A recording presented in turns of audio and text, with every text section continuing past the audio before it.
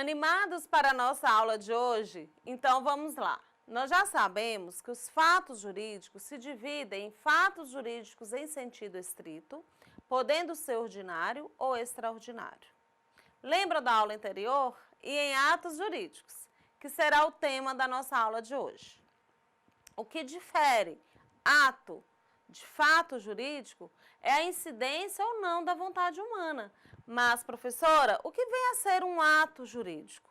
O ato jurídico ocorre em decorrência da manifestação da vontade humana. Porque não há ato, não existe ato jurídico sem a participação volitiva, sem a intenção, sem o poder de escolha do ser humano. Neste caso, do ato jurídico, não há interferência da natureza e nem eventualidades. O que existe é a vontade da pessoa. Mas, para que se constitua um ato jurídico, o direito brasileiro, ele adotou a necessidade da declaração da vontade, que pode ser expressa, por escrito, ou tácita, verbal. Quando há um acontecimento com a manifesta incidência da vontade humana, como a união estável, a assinatura de um contrato, o divórcio, nós estamos diante de um ato jurídico. Sabemos que a vontade humana ela pode ser para o lado do bem ou do mal. Por esse motivo, o Código Civil ele classifica o ato jurídico em ato jurídico lícito e em ato ilícito. O ato jurídico lícito ocorre quando o ato praticado ele está em conformidade com o ordenamento jurídico. Isso quer dizer que o ato é praticado respeitando todas as regras estabelecidas pela norma e eles produzem efeitos jurídicos voluntários e desejados pelo seu praticante. Os atos jurídicos lícitos, eles são divididos em ato jurídico em sentido estrito e em negócio jurídico. No ato jurídico em sentido estrito, o efeito da manifestação da vontade já está previamente fixado pela lei. Como assim, professora? Vou dar um exemplo do ato desse ato.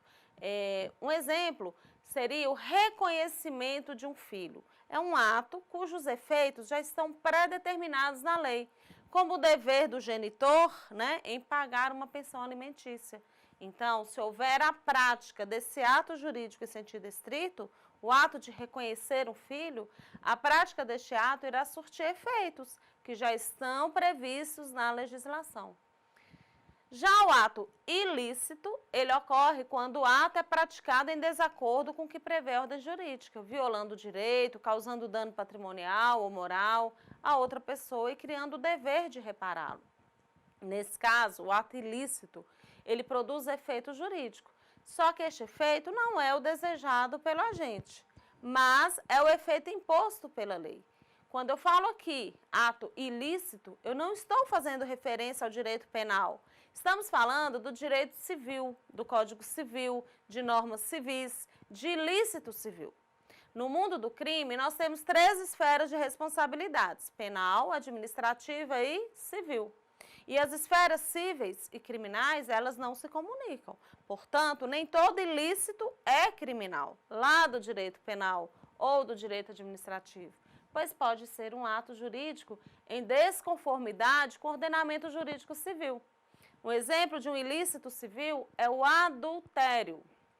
O adultério é a quebra intencional da fidelidade conjugal, quando a pessoa casada mantém voluntariamente relações sexuais com outra pessoa, que não é o seu cônjuge, ocorrendo a profanação do leito nupcial, a violação da fé conjugal. O adultério já foi tipificado como crime lá no direito penal brasileiro, mas, devido às mudanças no entendimento da sociedade quanto à conveniência da intervenção do Estado na vida privada dos cidadãos, a legislação penal, que considerou o adultério como um crime contra a família e um crime contra o casamento, sofreu mudanças e reformas, até que foi finalmente descriminalizada. Ok? Mas, segundo o Código Civil, para que fique configurada a ocorrência de um ato ilícito, existe a necessidade de 3 elementos. Primeiro, o fato lesivo causado pelo agente precisa ser o quê? Voluntário. Segundo, a ocorrência de um dano patrimonial. material ou um dano moral. E terceiro, a existência do nexo causal, que é o nexo de causalidade, é a relação causal entre o dano e o comportamento do agente, ficando configurado o ato ilícito, mediante a comprovação da existência do fato lesivo voluntário, através de uma ação ou omissão, do dano patrimonial ou moral e do nexo causal. A consequência deste ato ilícito será o quê? A obrigação de reparar o dano, mediante a indenização. Vamos à leitura do artigo 186 do Código Civil. Está nele? Anterior, 186. Aquele que, por ação ou omissão, voluntária, negligência ou imprudência, violar direito e causar dano a outrem, ainda que exclusivamente moral, comete ato ilícito. Neste artigo, podemos observar que a ação ou omissão voluntária diz respeito ao dolo, que é a intenção, a vontade do agente em causar o dano, mediante a prática de uma ação ou omissão. Além do dolo, o artigo também faz referência à culpa, quando o agente agir de forma negligente, imprudente ou com imperícia, causando prejuízos a terceiros. Então, para que haja configuração do ato ilícito, deverão existir os requisitos: conduta humana, nexo causal, dano e culpa. Os atos ilícitos, eles podem ser tipificados em contratual, quando ocorrer o descumprimento de uma obrigação contratual, sendo que aquele que descumpriu a obrigação, ele fica obrigado a reparar o prejuízo por ele causado. O ato ilícito, ele também pode ser extracontratual, quando há violação de uma lei penal ou civil. Podemos observar, então, que a única diferença entre as duas figuras de responsabilidade civil, contratual ou extracontratual, está no fato de a primeira existir em razão de um contrato que vincula as partes e a segunda surge a partir do descumprimento de um dever legal. Existem hipóteses excepcionais que o Código Civil diz que não constituem atos ilícitos, apesar de causarem danos aos direitos de outra pessoa. Não acarretarão o dever de indenizar, porque a própria norma jurídica ela retira a qualificação de ilícito, sendo chamados de atos lícitos lesivos. Deu para você entender? Vamos ao artigo 188 do Código Civil, que diz o seguinte: não constituem atos ilícitos. Inciso 1. Os praticados em legítima defesa, que ocorrem quando alguém repele injusta agressão atual ou iminente.